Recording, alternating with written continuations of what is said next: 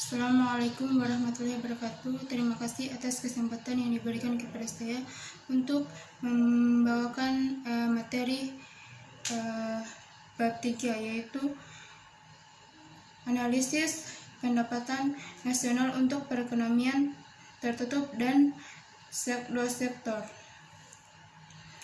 Perekonomian tertutup dua sektor. Untuk menganalisis pendapatan nasional, pada umumnya perekonomian dikelompokkan menjadi perekonomian tertutup dan perekonomian terbuka.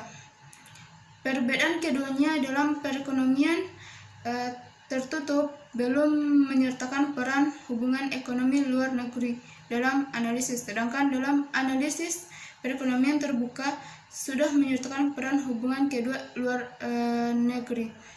Selanjutnya, dalam analisis perekonomian tertutup terbagi lagi menjadi analisis pendapatan nasional dalam perekonomian tertutup dua sektor yang belum menyertakan peran pemerintah dan analisis pendapatan nasional dalam perekonomian tertutup tiga sektor yang telah menyertakan peran pemerintah. Dalam bab ini akan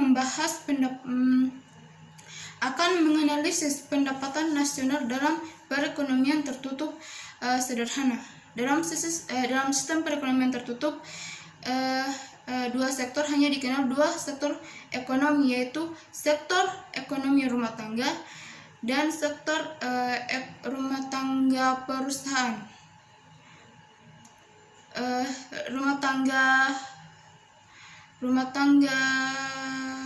Sektor rumah tangga konsumen dan sektor rumah tangga perusahaan, yaitu sektor rumah tangga konsumen dan sektor rumah tangga perusahaan dalam setiap tahunnya akan terjadi atas pengeluaran konsumsi rumah tangga dalam kurung C dan pengeluaran investasi perusahaan dalam kurung I. Dengan demikian pendapatan nasional dapat dirumuskan sebagai Y sama dengan CTI. Y merupakan pendapatan nasional, sedangkan C pengeluaran konsumsi rumah tangga dan I pengeluaran investasi dan perusahaan.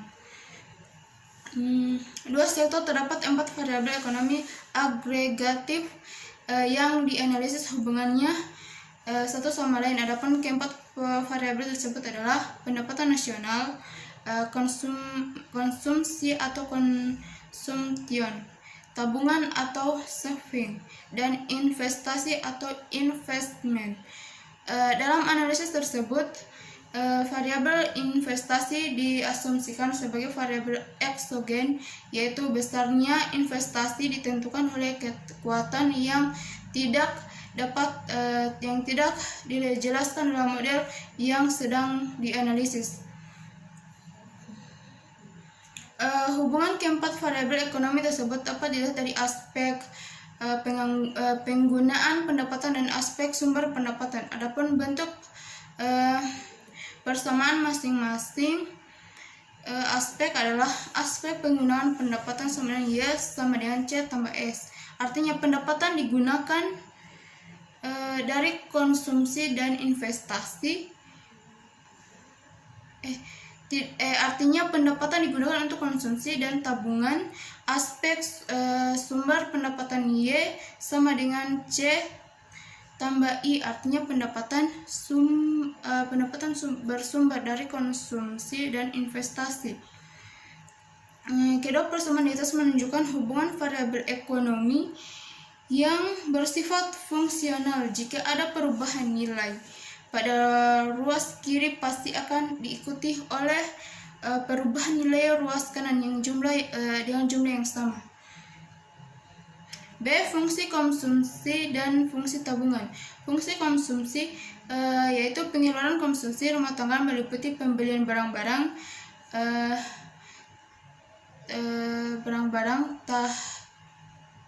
tahan seperti televisi,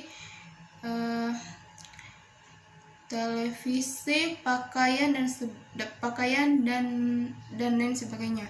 Dan barang-barang tidak tahan seperti makanan, minuman dan sebagainya, seperti pengeluaran untuk jasa seperti angkutan, salon, biaya telepon,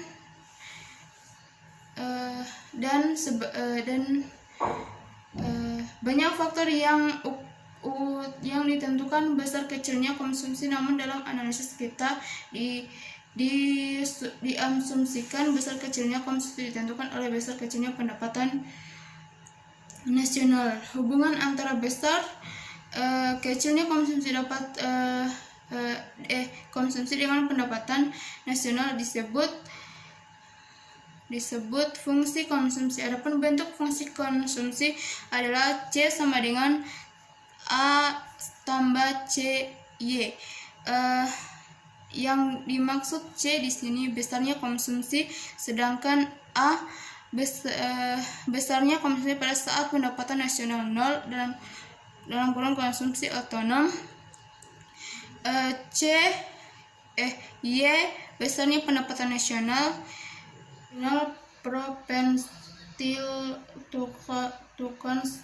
dalam kurung MPC adalah angka perbandingan antara besar perubahan konsumsi dengan besarnya perubahan pendapatan nasional yang mengakibatkan terjadinya perubahan konsumsi. MPC dapat dirumuskan dengan MPC sama dengan delta C per delta Y, dengan keterangan delta C yaitu besarnya perubahan konsumsi, sedangkan delta Y besarnya perubahan pendapatan nasional. Koefisien MPC selalu menunjukkan angka positif dengan nilai yang lebih kecil dari 1 tetapi lebih dari 0. Angka positif menunjukkan bahwa setiap kenaikan pendapatan akan diikuti dengan pertambahan konsumsi. Angka lebih kecil dari 1 menunjukkan bahwa setiap pertambahan pendapatan tidak lebih kecil dari 1 menunjukkan bahwa setiap pertambahan pendapatan tidak seluruhnya digunakan untuk konsumsi,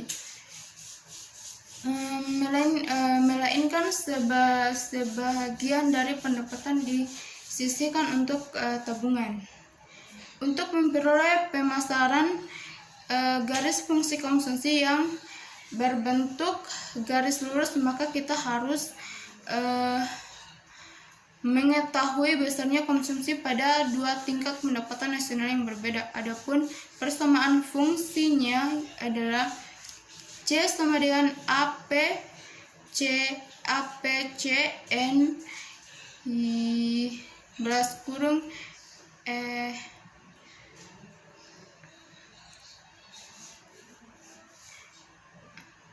C sama dengan APCN MPC belas kurung YN tambah MPC kali Y.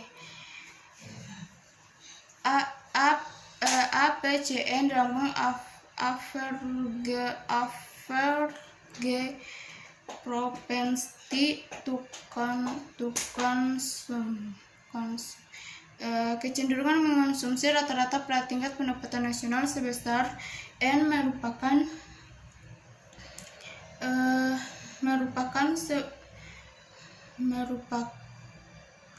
merupakan perbandingan antara besarnya konsumsi dengan besarnya tingkat pendapatan nasional itu sendiri, yang dapat dirumuskan dengan C sama dengan C per Y.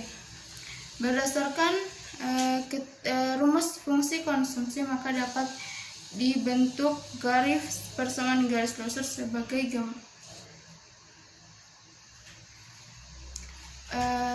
dua fungsi tabungan dalam kurung shopping function sebagaimana telah dikemukakan. Contoh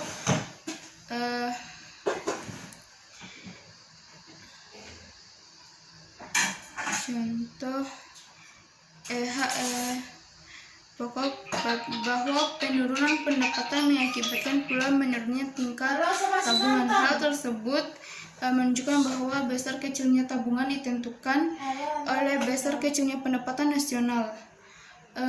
Kemudian pada fungsi konsumsi diketahui bahwa nilai A konsumsi otonomi atau autonomous consumption menunjukkan besarnya konsumsi pada saat pendapatan nasional sebesar 0, yang berarti besarnya tabungan adalah negatif. Berdasarkan hal tersebut, maka bentuk fungsi tabungan dapat dirumuskan dengan S sama dengan SY kurang A.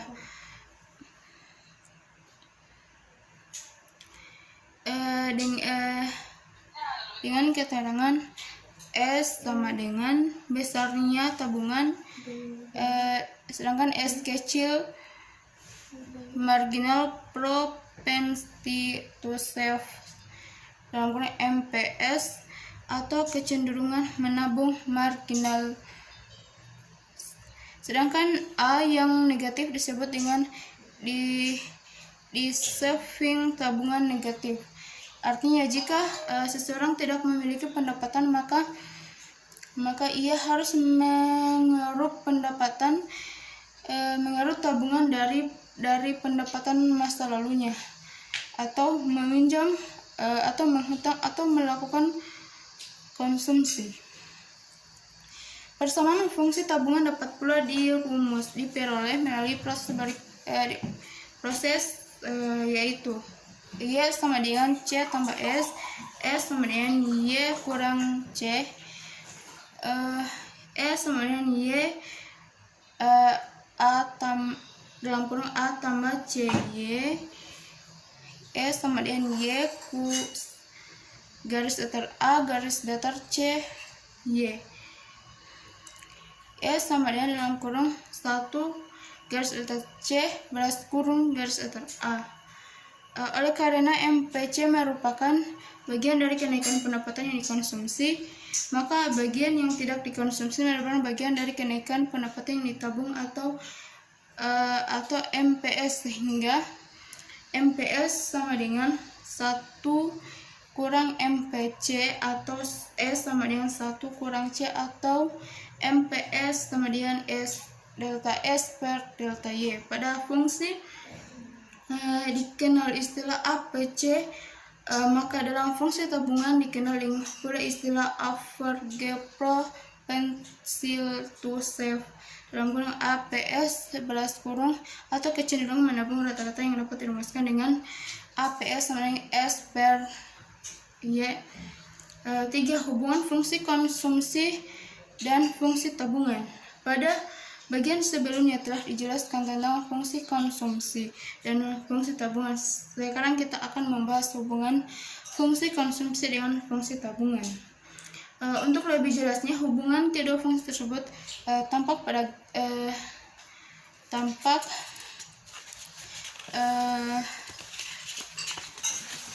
gambar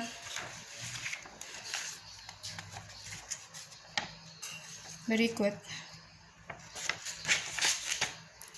bahwa pada gambar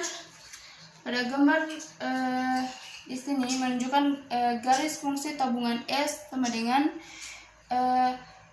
dalam kurung C kurang 1 kurang C balas kurung Y kurang A, yang dimulai dari titik negatif A, yang berarti bahwa pada saat pendapatan nasional sebesar 0,